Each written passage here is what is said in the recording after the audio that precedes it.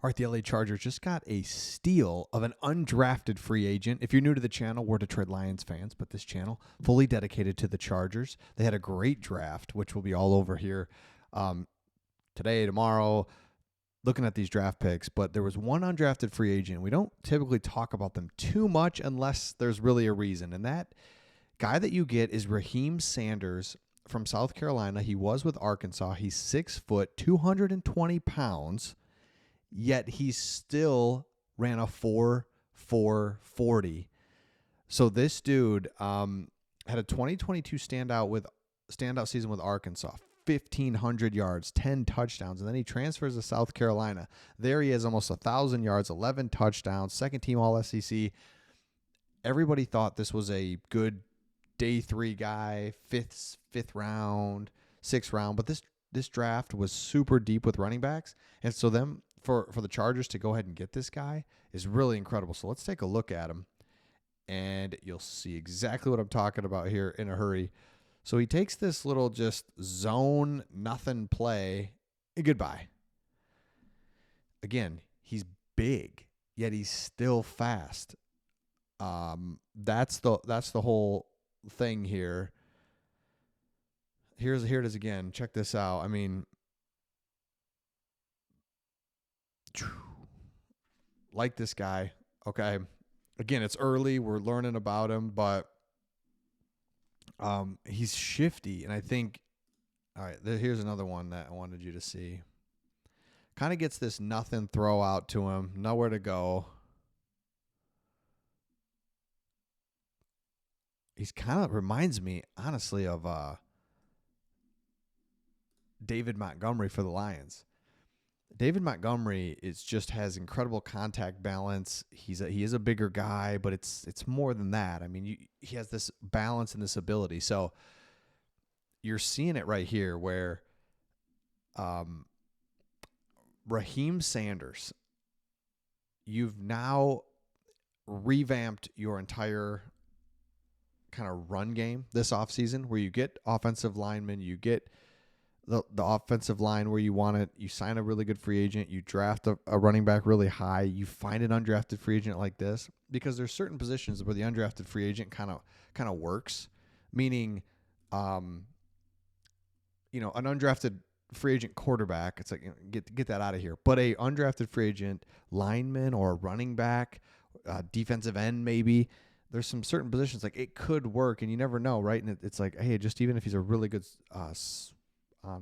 practice squad player, that'd be really good too. So here, let me just look up this here, and let's look at this together. So if you look just overall really quick, putting a bow on it again, a lot more to come on all of this stuff. But if we're looking, by the way, my hair is just feeling drafty. We're in the draft. It's like I just was like a dog with his head out of the window kind of situation. But I like it because it's the draft. We got to do something. All right, here it is. Remember, Omarion Hampton, running back, first round, boom, check it. Trey Harris, love that pick. And then you go defensive tackle after that. Then Kyle Kennard, South Carolina edge. So just home run picks. Easy, love it. Then you get a wide receiver. Then you get a tight end. And now here we go. You have 2 6th-round picks, and you get an offensive tackle / guard, Branson Taylor from Pittsburgh. We're going to talk more about him in a minute, but again, you checked off exactly what you needed there. Then in the 7th round, you get Bridges, you get R.J. Mickens. Again, I'm not going to go through all of those right now, but it's not one thing that you did. It's the whole picture. It's the whole picture all the way back to free agency when we've been talking about this the whole time, where it all comes down to draft picks and they're young, ascending players versus older, descending players that you would get in free agency. And so you knock it out of the park and get all those players. I think that you're going to be really happy with this. Now, a couple other things real quick on Raheem Sanders, running back out of South Carolina. 6 foot, 220. He's super fast for his size. He's a good pass catcher. He does have an injury history. That's kind of probably the ultimate knock that put him out of the draft. But I don't know why I say it like this, but it's like, sweet. that's what it was, of course, right? I get it. I get why you'd be like, well, there's other running backs, and this was one of the deeper running back classes we've seen right at the time when everyone's like, yeah, you do need running backs. So, of course, you would kind of fall or whatever, right? Because I love seeing the running back position be valued again. I don't know why it got so devalued there for a few years. I honestly think everyone was trying to do kind of a spread it out offense, move the ball, quicker pace, no huddle, score a lot of points. And what, except for Jim Harbaugh, through that whole time was like, you run the ball. What are we doing? Whether it was at, the Niners during that time or Michigan that whole time, that running backs were getting devalued. But now what people are realizing is there is so much value. Of course, you want to score points, but there is so much value in eating clock and scoring points. That's kind of what you're looking for, right? Versus, all right, we scored a big chunk play. Of course you take that, but I think the perfect scenario is you eat 6 minutes off the clock and score. You shorten the game. You've just, hang with me here. You're shortening the game all while scoring. So now you've limited the possessions for the other team and you went up 7 points.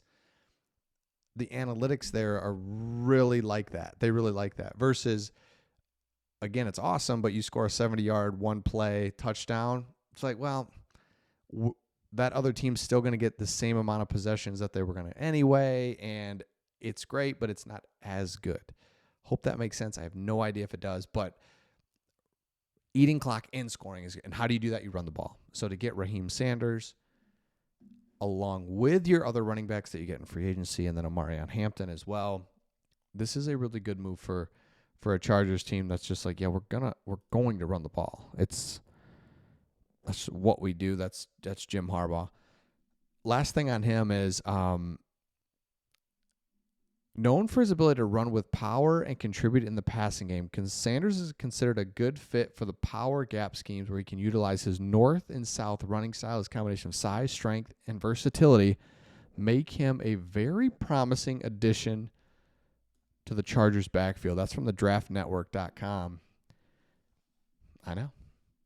That's what I'm saying. So let me know your thoughts overall on the draft. More to come on all of this as we kind of get closer and closer to just seeing these guys on the field now. Like rookie minicamp, OTAs is coming right up. So let me know your thoughts, and we'll see all of you on the next one.